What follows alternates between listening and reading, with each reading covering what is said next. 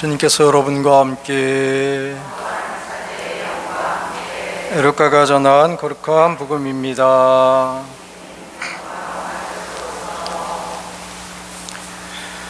그때 예수님께서 제자들에게 말씀하시다. 사람들이 너희에게 손을 대어 박해할 것이다. 너희를 회당과 감옥에 넘기고 내 이름 때문에 너희를 임금들과 총독들 앞으로 끌고 갈 것이다. 이러한 일이 너희에게는 증언할 기회가 될 것이다. 그러나 너희는 명심하여 변론할 말을 미리부터 준비하지 마라.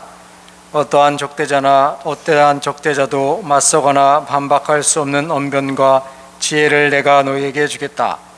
부모와 형제와 친척과 친구들까지도 너희를 넘겨 더러는 죽이기까지 할 것이다. 그리고 너희는 내 이름 때문에 모든 사람에게 미움을 받을 것이다. 그러나 너희는 머리카락 하나도 잃지 않을 것이다. 너희는 인내로써 생명을 얻어라. 주님의 말씀입니다.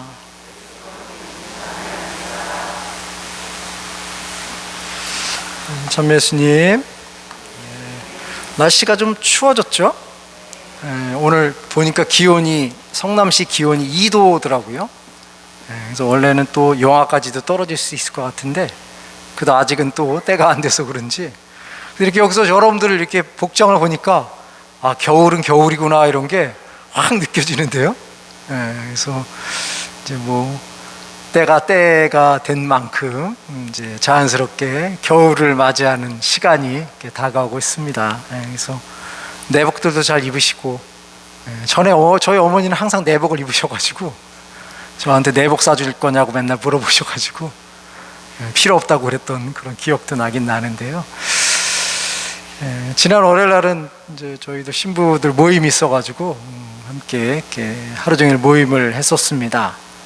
그러면서 이제 어느 한 신부가 자기가 처해 있는 그런 여러 가지 현실적인 상황에 대해서 어떻게 이 어려움을 극복하고 또 이 극복하는 과정에서 하나님께서 무엇을 원하시는가를 이렇게 생각하는 그런 시간을 가졌었습니다. 근데 그 사제가 여건이 되게 좋지 않은 거죠. 왜냐하면 코로나 상황에서 분당이 돼가지고 본당을 갔는데 본당에서는 이제 법적인 것 때문에 내년도에 성당을 줘야 되는 그런 여건이 된 거예요. 근데 뭐 신자가 우리 본당 정도만 돼도 괜찮은데 신자가 뭐 1000명도 안 되는 상황에서 성당을 새로 줘야 되니까 그다음 50억은 필요하겠죠. 50억. 50억이 뭐 우리가 하도 억거려가지고 그 가치나 그 깊이를 잘 모르는데 사실은 그거 50억 모으려면 이거 보통 일 아니잖아요. 그래서 어떻게 이 난간을 타개해야 되는가에 대해서 함께 이렇게 이야기를 하고 기도도 하고 그랬었습니다. 그래서 기도를 하고 이제 이렇게 서로 말씀 나누기를 했는데 뾰족한 수가 쉽게 없더라고요. 그리고 우리들이 하는 대화가 정말 하느님께서 우리들에게 원하시는 것인지에 대한 확신을 얻는 것도 쉽지 않았고, 뭐 그래서 어쨌든 뭐 대화를 나누고 돌아갔는데 이제 그래도 그 신부가 그래도 또 함께 나눠줘서 고맙고, 그리고 또 우리들의 여러 사람들의 의견을 통해서 다시 한번 중요한 가치를 찾을 수 있었다고 하더라고요. 그 중요한 가치가 성당을 짓는 게 중요한 가치가 아니라 신자들이 원하는 게 뭔가, 신자들의 원의에 부합할 수 있는 것이 뭔가 하는 것들을 더 이렇게 심사숙고할 수 있는 그런 좋은 기회가 됐다는 것을 이렇게 표현하면서 코로나지만 또 하느님 그 신자들과 깊은 소통을 하기 위해서 노력을 해야 되겠다는 그런 얘기를 했습니다. 그래서 참 우리가 세상을 살면서 우리의 뜻이 아닌 하느님의 뜻에 부합된 삶을 살아가려고 노력을 하는 것이 그렇게 쉬운 일은 아니겠죠. 오늘 복음에서도 박해의 상황에서 어떻게 대처해야 되는가에 대해서 예수님께서 말씀을 하고 계십니다.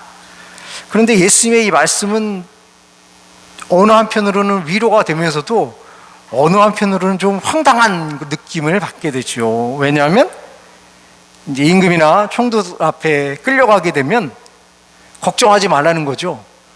변론할 수 있는 능력과 지혜를 내가 줄 테니까 아무런 준비하지 말고 그냥 있어라 라는 그 예수의 말씀. 그래서 어떠한 적대자도 맞서거나 반박할 수 없는 언변과 지혜를 내가 너희에게 주겠다라고 예수님께서 말씀하셨습니다. 그런데 사실 이 말씀이 위로가 되긴 되지만 한편으로는 그 절박하고 급박한 상황에서 하느님의 말씀이 딱 나올 수 있을까 이렇게 생각해 보면 쉽진 않겠죠. 물론 뭐 하느님의 특별한 은총으로 그런 지혜와 능력을 주신다는 것은 분명한 사실이긴 하지만 그런 절박한 상황에 직면해 있는 사람에게 하느님의 말씀인지 아니면 자기 생각인지 아니면 악마의 말인지는 어떤 것인지를 정확하게 구별하는 것은 결코 쉬운 일은 아니겠죠. 그리고 또 아무런 준비 없이 그렇게 끌려가서 대답을 한다는 것도 쉬운 일은 아니고 결국 이런 어려운 상황에서 하느님께서 주시는 지혜와 언변을 잘 알아듣고 그것을 자신의 입을 통해서 표현하기 위해서는 평상시 그분과의 깊은 관계 그리고 그 깊은 관계를 통해서 그분께서 말씀하시는 것을 잘 알아들을 수 있는 능력을 배양하는 것도 되게 중요한 삶의 요소라고 생각이 듭니다. 저와 어제 월요일날 만났던 신부들이 여러 가지 얘기를 할 때 혼자의 지혜로는 불가능하니까 다들 기도하고 와서 야, 내가 들은 하느님의 말씀은 이런 것 같아 라는 것들을 이제 조언을 통해서 그 속에서 이제 공통적인 분모를 찾아내고 또 그 공동적인 분모를 통해서 이것이 정말 하느님의 뜻인가에 대한 확신을 얻기 위한 또 다른 기도를 통해서 이렇게 결론을 이렇게 도출해 나가는 과정이 있었던 거죠. 그래서 우리들도 주님께서 도와주신다는 것을 잘 알고 있지만 그 주님의 도와주심을 잘 알아듣기 위해서는 평상시에 그분과의 깊은 친교가 형성되어 있지 않으면 그분이 끊임없이 이야기를 해도 못 알아듣는 거죠. 그래서 우리의 어떤 신앙생활이라는 것은 그런 관계를 더 깊게 하고 또 그 관계를 깊게 함으로 인해서 주님께서 인도해 주시는 그 길을 따라가기 위해서 살아가는 것이 우리의 신앙생활 여정이라고 생각이 듭니다. 그렇기 때문에 그분의 음성을 잘 알아들으려면 평소 그분과 깊은 관계를 잘 맺어줘야만 우리의 신앙생활의 깊이가 더 깊어지는 것이 아닌가 하는 생각을 합니다. 아마 부부들도 그렇다고 하죠. 처음에는 많이 싸우잖아요. 그죠? 처음에 이제 부부 생활하면 그러다가 이제 1년, 2년, 10년, 20년 지나면 이제 뭐 이야기를 하지 않아도 상대가 뭘 원하는가를 다 안다고 그러잖아요. 그러니까 싸움을 덜 하잖아요.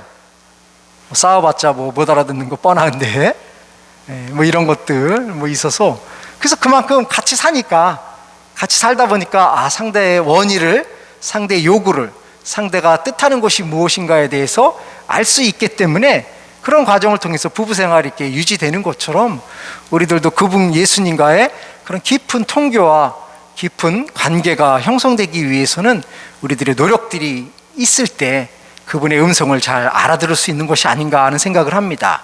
내가 어려울 때 주님 도와주십시오라고 했는데 여기서 금방 주님이 응답을 주시진 않겠죠. 물론 응답을 주시긴 주시지만 우리가 그것을 알아들을 수 있는 능력이 부족한 것이고 그것을 알아들을 수 있는 관계가 형성이 되어 있지 않다고 한다면 그분께서 아무리 우리들에게 말씀을 하셔도 못 알아듣는 건 어쩔 수 없는 현실이 아닌가 하는 생각을 하면서 그래서 그분께서 우리들에게 필요한 능력과 지혜를 주신다는 사실을 잘 인식하고 느끼고 깨닫기 위해서는 평상시 그분과 깊은 친교를 위한 기도의 시간이 필요하지 않을까 하는 생각을 합니다.